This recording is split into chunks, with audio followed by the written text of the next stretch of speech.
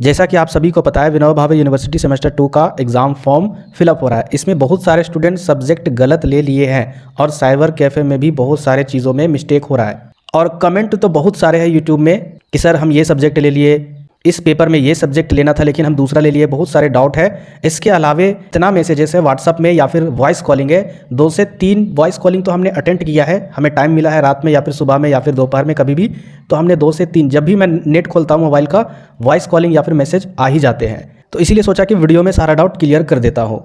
क्या form reject हो जाएंगे ये भी मैं आपको बताऊँगा। तो यहाँ पर एक बार कमेंट को देख लेते हैं। जैसे इनका कमेंट था, हेलो सर जी, कॉलेज में माइनर में स्ट्रेस मैनेजमेंट लेना अनिवार्य था, क्या हम लोगों ने डिजिटल मार्केटिंग ले लिया है? यानी ये बोल रहे हैं कि कॉलेज के द्वारा नोटिस जारी हुआ था, उसमें बोला गया था कि माइनर वोकेशनल में स्ट्रेस मैनेजमेंट को लेने के लिए। भाई अच्छा पेपर था, क्यों आप दूसरा चेंज किए ये मार्केटिंग वाला?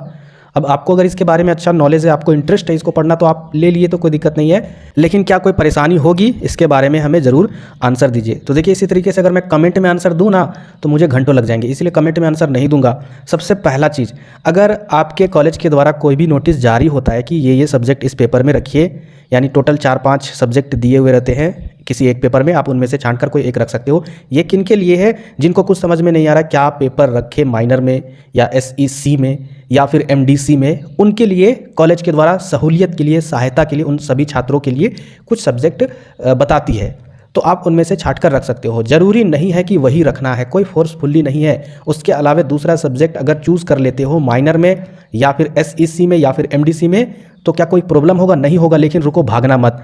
अगर आपका कॉलेज इंटरनल एग्ज़ाम ले लिया है, इंटरनल एग्ज़ाम में माइनर पेपर का आप एग्ज़ाम दे दिए हो, और माइनर में अगर मान के चलिए इनके कॉलेज में इंटरनल एग्ज़ाम हो गया है और माइनर में ये स्ट्रेस मैनेजमेंट का एग्ज़ाम दिए हैं, तो फिर ये चेंज नहीं कर सकते हैं, क्योंकि इंटरनल में मार्क्स माइनर सब्जेक्ट का ही ना चढ़ेगा। जब आप एक्सटर्नल में माइनर का एग्ज़ाम दोगे तो दोनों का ऐड होगा। अब इंटरनल में रहने वाला इसका माइनर और एक्सटर्नल में रहेगा ये मार्केटिंग, डिजिटल मार्केटिंग, तो गलत ना है।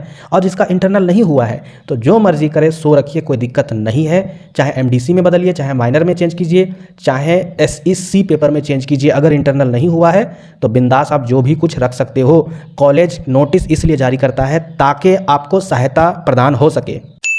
इसके अलावा मैं आपको बता दूं, माइनर वोकेशनल में बहुत सारे स्टूडेंट पूछते हैं कि सर आप क्या पढ़ाएंगे, तो माइनर वोकेशनल में स्ट्रेस मैनेजमेंट सबसे पहले मैं कंप्लीट करूंगा। ये मेरी गारंटी है, एग्जाम से पहले कंप्लीट करा दूंगा। ये पेपर अगर जो भी रखे हैं तो आपको इस पेपर का टेंशन लेना छोड़ देना है, ये पेपर का टेंशन मेरा है।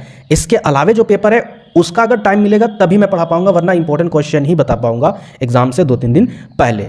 लेकिन ये जो पेपर है ये कंप्लीट करवा दूंगा, इसकी पूरी गारंटी है। इसके अलावा एमडीसी पेपर में मैंने पहले भी बताया था, सब्जेक्ट सिलेक्शन वाले बहुत सारे वीडियो है, उसको भी देख लीजिएगा। एमडीसी पेपर में आपको हिंदी लेना है, हिंदी लेना है। अगर सेमेस्टर 1 में हिंदी जिनका नहीं होगा तो आप सेमेस्टर 2 में हिंदी लीजिएगा। इसको भी मैं कंप्लीट करवा दूंगा, इसकी पूरी गारंटी है। ये पेपर कंप्लीट होगा एमडीसी में। इसके अलावा जो एमडीसी में लिए होंगे तो टाइम मिलेगा तो उसको भी कंप्लीट कर दूंगा या फिर इंपॉर्टेंट क्वेश्चन बता दूंगा। इसके अलावा SEC paper, skill enhancement course वाला जो पेपर है, इसमें कौन सा करवाऊंगा? तो इसमें ऑलरेडी एक पेपर करवा चुका हूं, जिस पेपर का नाम है डिजास्टर मैनेजमेंट। जिसका सेमेस्टर 1 में डिजास्टर मैनेजमेंट नहीं होगा वो मेरे चैनल के प्लेलिस्ट में जाइएगा, वहाँ पर इंपॉर्टेंट क्वेश्चन भी है, 10 से 12, 8-10-12 क्वेश्चन, उसको देख लीजिए। और इसके अलावा इंपॉर्टेंट क्वेश्चन का भी लेक्चर भी आंसर के साथ, उसको भी देखिए। अगर आप डिजास्टर मैनेजमेंट लिए हो तो ये भी सिंपल है, बहुत ही सिंपल पेपर है। आप इसका आंसर एक बार देख लीजिएगा, पढ़ लीजिएगा, उसके बाद फिर सब्जेक्ट को फिल करके फॉर्म को भर सकते हो।